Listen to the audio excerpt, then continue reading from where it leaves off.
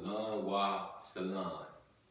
You're with the Nasty Pastor, and I'm back with another chapter reading from our ancestors, presented to us through Greek translation on Isis and Osiris. You got what I'm saying? Peep this out, it's been wonderful. It's been very educational, I can tell you that. I really realized that there's some truth in this.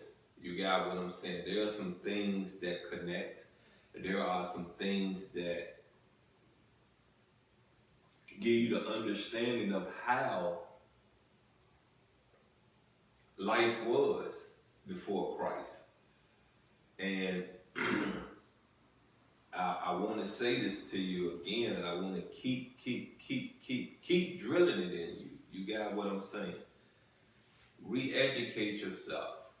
You got what I'm saying? I shouldn't have to give you $1, give you $100, give you $1,000, give you $100K for you to go read a book. You understand what I'm saying? I shouldn't have to do that. I shouldn't have to give you anything. You should motivate yourself to get up, read about things that interest you. Spirituality may not interest you.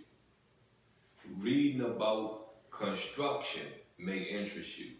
Reading about the presidents may interest you. Reading about cooking a cake may interest you. Read it. Be the best cake maker you can, you know what I mean? The best cake cooker you can be. You got what I'm saying? Anyway, you're with the Nasty Pastor. Please go over to my YouTube channel, OFM Kemet Edition. Like, share, subscribe. Definitely comment. Definitely keep your notifications on. If it's not on, click it on. You know what I mean? Go on over there and press on that button, click on that button, take that mouse or take your finger, click on it. Put it on. Got what I'm saying? If you own Facebook, go to OFM on Isis and Osiris.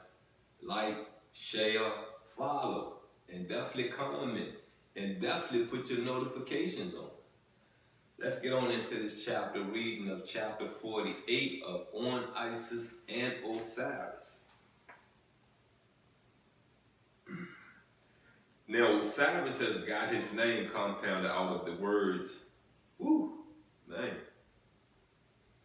I really can't pronounce these words, but it looked like it says L-O-L-O-G and L-E-P-O-G. For he is the common word, reason, of the things in heaven and of those in hell, of which the former, the ancients, were wont to term leper, the later oya, and he that reveals the things of heaven, the word of those that move above, is named Anubis, sometimes Hermanubis, the deity so frequent on Gnostic talismans, bearing the caduceus of Hermes and accompanied with the cock. Now, I like this part about how you seeing both, they're explaining to you that Horus had both entities in him. Horus had the good, Horus had the bad. So what do you think by the time Horus has became the voice, the speaker, the God that the citizens of Africa, the citizens of Kemet, ears fall upon? What do you think he was explaining? What do you think that he found out about himself that he revealed to the people of Kemet, to the people of ancient Egypt? We have two entities in us, and we have to figure how to choose. We have to figure how to fight and resist the evil that's in us. You understand what I'm saying? we have to really take a stand. You got what I'm saying? The same way you take a stand in something righteous, you have to take a stand in something unrighteous. You have to be like, no, that ain't it. You going, or come on, go with me. You feel what I'm saying? Because sometimes you take a person out the fire, you save them. Sometimes you take a person out the fire, they pull you back in the fire. So know who you're saving, know who you're asking, know who you're pulling away. Because sometimes they can pull you in. You feel me? Know who you're around. The former as belonging to those above, the latter as belonging to those below. For which reason people sacrifice to the one a white cock, to the other a saffron color, to typify infernal flames. One, for they believe the former character of God to be unmixed and public, and later composite and multifarious. You must not be surprised at this derivation of names from the Greek, for there are an infinite number of other words that went into exile along with those that immigrated, alluding to the old tradition about Dinas and C from Greece, but remain in use and sojourn as foreigners amongst other nations, for adopting some of which certain people censure poetry as talking barbarously. Those writers, critics, who term things of the kind dialects, and in what are named the books of Hermes. They relate that it is written concerning the sacred names that the power appointed to preside over the circuit of the sun, Horus, the Greeks called Apollo. You get it? If you go into Europe, you go into Greece, when they're talking about Apollo, they're talking about Horus. You understand? Come on now. It's right there. It's right there. Come on. Wake up. You feel me? If you're gonna how to put it, you gonna put your clergy on. You feel me? Let me mark my spot. If you're gonna put your clergy on, you're gonna take your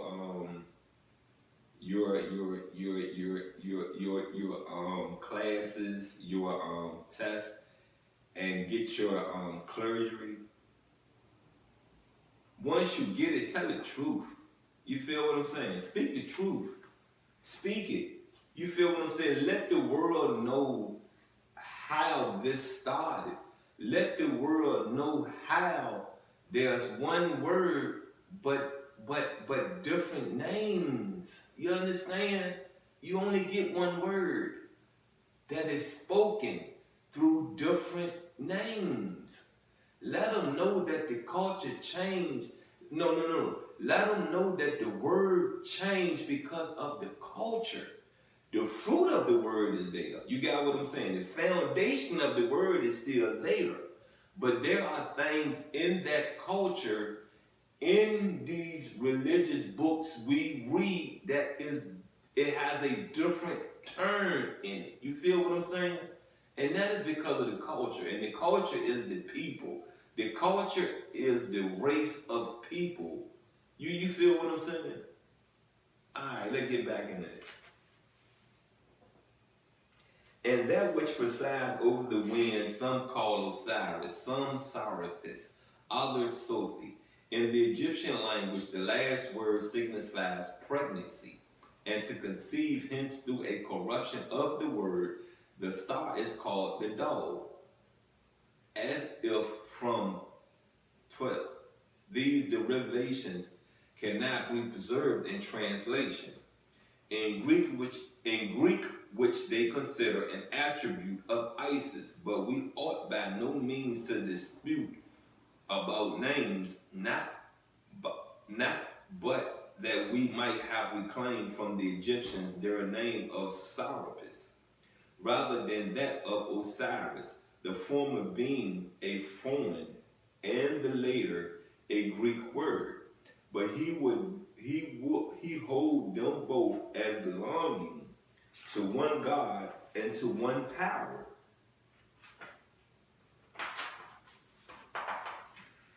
There we go. All right.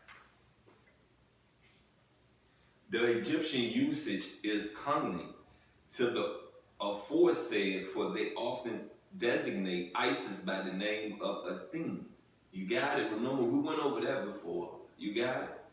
Which expresses the same meaning. I have proceeded out of myself, and is expensive of self-communicated motion.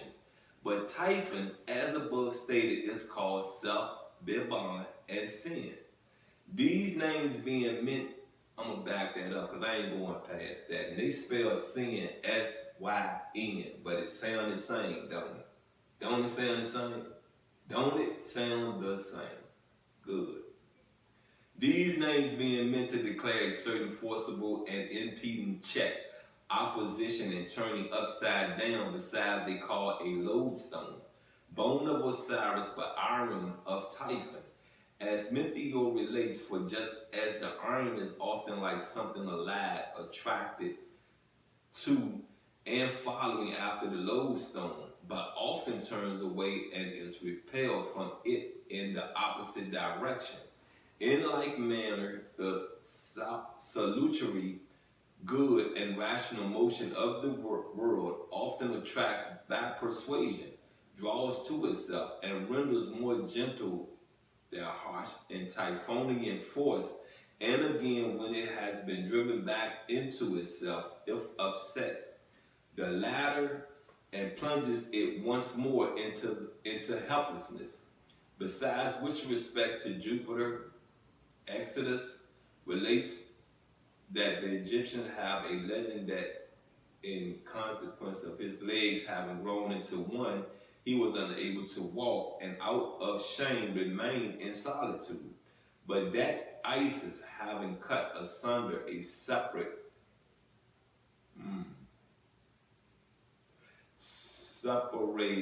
these parts of his body, render his walking powers sound-footed.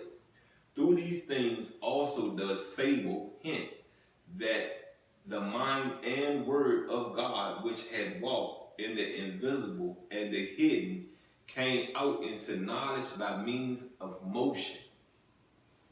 That's the end of that chapter reading. And it's there for you. You got what I'm saying? The fruit there. The fruit right there, what I read. You got what I'm saying? You see how they're explaining to you. I've said this over and over and over and over again. There is one word, many names that speak it. You feel me? Many names that speak it, and it's here. It's right here. You got me. You feel me? Look, you don't eat pork, but us Kemites do. Us Africans do. You feel me? Us Buddhists do. You feel me? Us Baptists, Christians, Catholics do. Do you feel me? You understand? It differ. You get me? There are things that Buddhists do that Kemites don't do. Catholics don't do. Baptists don't do. There are things that Baptists and Catholics and Christians do, Kemites don't do. Muslims don't do. Buddhists don't do. Why? Because of the culture. You feel me?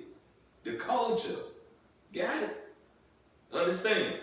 And if you don't understand this and you are viewing this and you are really, how to put it, knowledgeable of music, you get me, of music, let's take the hip hop culture and examine it towards the pop culture.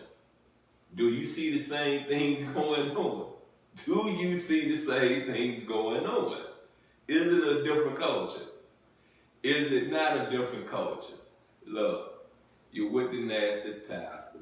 This is what I want to say to you, you know what I mean? For real. I want to end this reading saying to you,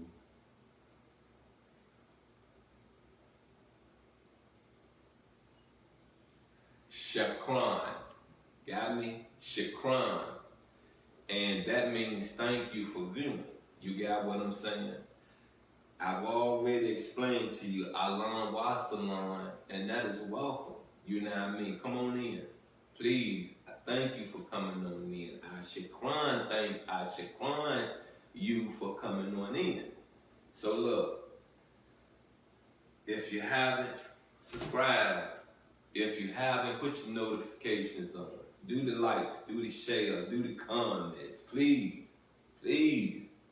Look, there's been another chapter reading with the nasty pastor. And I love you.